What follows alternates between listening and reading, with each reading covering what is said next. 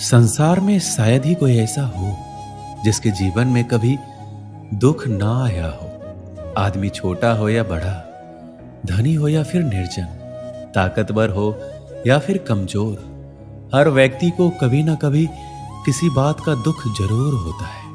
यह दुख जब किसी के जीवन में आता है तो कुछ लोग उसका सामना करते हुए जल्द ही उबर जाते हैं, तो वहीं कुछ इस दुख के आते ही उसकी चिंता में घुलने लग जाते हैं।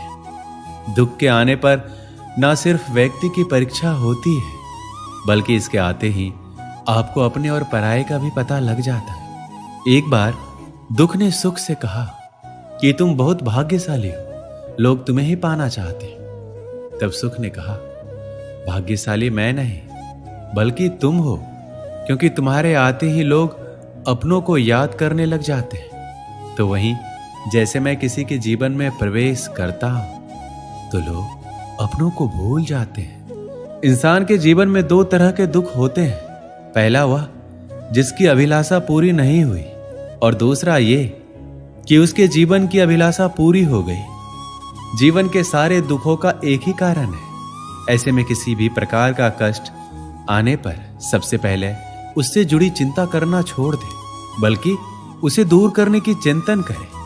अगर थोड़े से आराम को छोड़ने से व्यक्ति की बड़ी खुशी मिलती है, तो एक समझदार व्यक्ति को चाहिए कि वो थोड़ा सा दुख या कष्ट सहते हुए बड़ा सुख हासिल करे।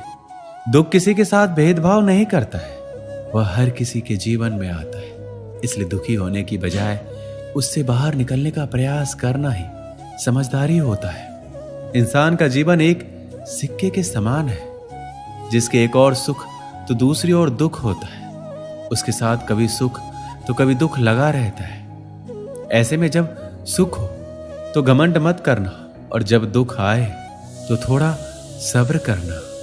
किसी ने ठीक ही कहा है कि जिंदगी का रोना भी कोई रोना है। जिंदगी रोकर काटो या हंसकर, वो तो कट ही जाती है। सुख और दुख जिंदगी के खेल है। इन्हें खेल की तरह खेलते हुए चलने का नाम ही जिंदगी है।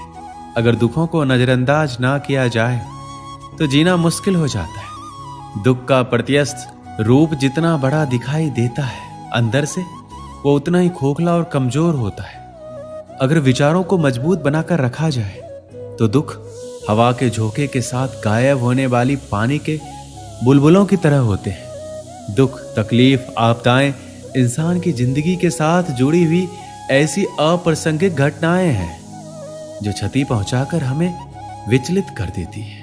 कभी कभी तो अविवेकी इंसान सहन शक्ति के अभाव में अपना होश खो बैठता है। मुसीबतों को टालने की कोशिश करते हुए भी हमारा मन विचलित हो ही उठता है। आगे बढ़ने के सारे दरवाजे बंद होते देखकर सिर पकड़कर बैठने के सिवाय कोई और रास्ता नजर नहीं आता। आखिर ऐसा क्यों होता है? कारण है हमारी नकारात्मक सोच और चिंतन हम पर हावी हो जाते हैं। कहते हैं कि इंसान जैसा सोचता है वैसा ही बन जाता है। अगर सोच सकारात्मक होगी तो दुख में भी कहीं ना कहीं सुख की अनुभूति होगी।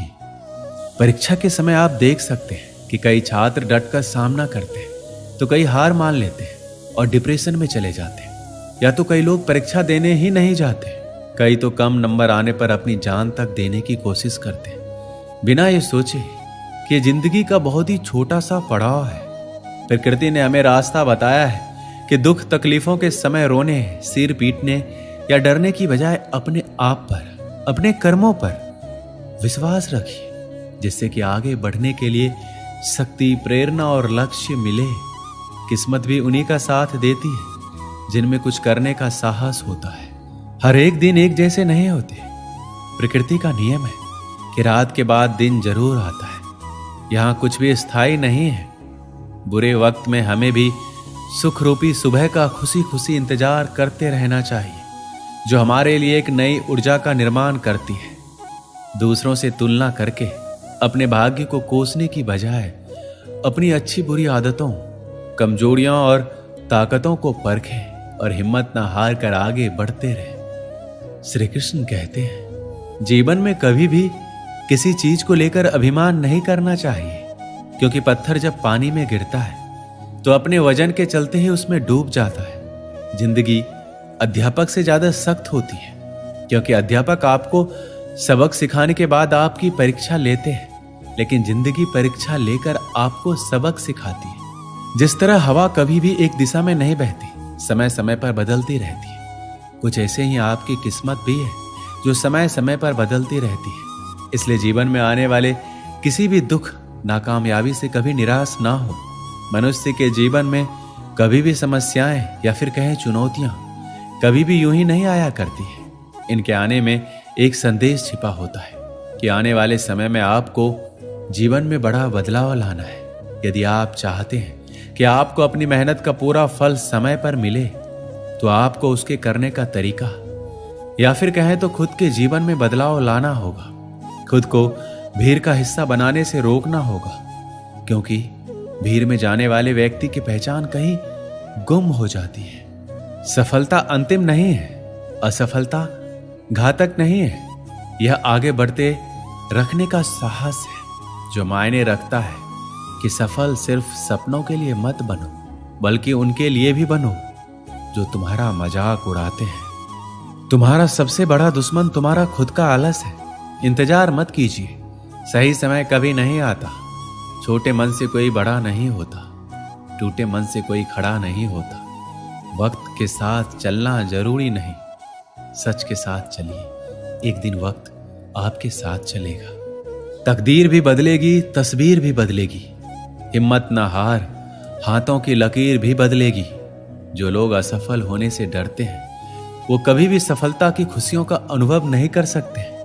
धैर्य ही है जो जिंदगी की किताब के हर पन्ने को बांध कर रखता है। इंतजार करने वालों को तो सिर्फ उतना ही मिलता है जितना कोशिश करने वाले छोड़ देते हैं। अगर परमात्मा तुम्हें कष्ट के पास ले आया है, तो अवश्य ही वो तुम्हें कष्ट के पार भी ले जाएगा।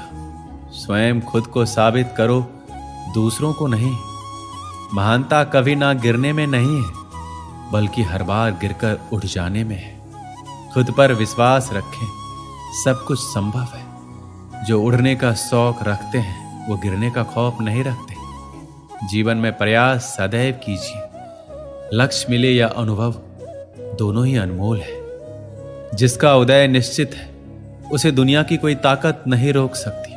कभी कभी कठिन परिस्थितियों को टालने की नहीं, बल्कि उनका सामना करने की जरूरत होती है। तभी आपको परम आनंद की प्राप्ति होगी। एक युवक एक संत के पास आया। उसने संत से कहा कि वह अपने जीवन में सफलता के सर्वोच्च शिखर पर पहुंचना चाहता है, लेकिन वह निम्न स्तर से इसकी शुरुआत नहीं कर सकता। आप कोई ऐसा उपाय या मार्ग बताएं जिससे वह अपने लक्ष्य को हासिल कर ले। संत मुस्कुराए और बोले, जाओ बगीचे से एक गुलाब का सबसे सुंदर फूल लेकर आओ। शर्त यह है कि तुम जिसे पीछे छोड़ दोगे, उसे दोबारा नहीं तोड़ सकते। युवक शर्त मान गया और बगीचे की ओर चला गया। बगीचे में गुलाब के बहुत सारे सुंदर फूल खिले थे। उसने एक सुंदर गुलाब तोड़ लिया। अगले ही पल उसे आगे दूसरा सुंदर फूल दिखाई दिया। उसने पुराने को छोड़ दिया और आगे बढ़ गया। जब उसके पास पहुंचा तो उससे सुंदर फूल उसके आगे दिखाई दिया। वह फिर आगे बढ़ गया। ऐसा करते करते वह बगीचे के आखिरी छोर पर आ गया। अब वहां सूखे और मुरझाए हुए फूल बचे थे। शर्त के अनुसार सुंदर फूल लेने के लिए पीछे नहीं जाना था, इसलिए वह खाली हाथ ही वापस आ गया। संत ने उस युवक से पूछा कि तुम गुलाब का सबसे सुंदर फूल लेने गए थे, क्या हुआ? उसने कहा, वह सुंदर फूल के लिए एक को छोड़कर दूसरे के लिए आगे बढ़ता रहा और अंत में केवल मुरझाए और सूखे हुए फूल ही मिले। शर्त को मानते हुए मैं ताजे और सुंदर फूल नहीं ला पाया। संत हंसने लगे। उसने कहा कि यह जीवन भी इसी तरह है। इसमें प्रारंभ से ही कर्म करना होता है। कई बार देखा गया है कि सफलता उसी कार्यों और अवसरों में ही होती है। जो लोग अधिक तथा सर्वोच्च की चाह में केवल आगे बढ़ते जाते हैं, आखिर में उनको भी खाली ही हाथ आना पड़ता है। संत की बातों को युवक समझ गया था। उसने अब सभी कार्यों को पूरी लगन और मेहनत से करने का निश्चय किया, ताकि जीवन में मिले अवसरों का पूरा लाभ उठा पाए।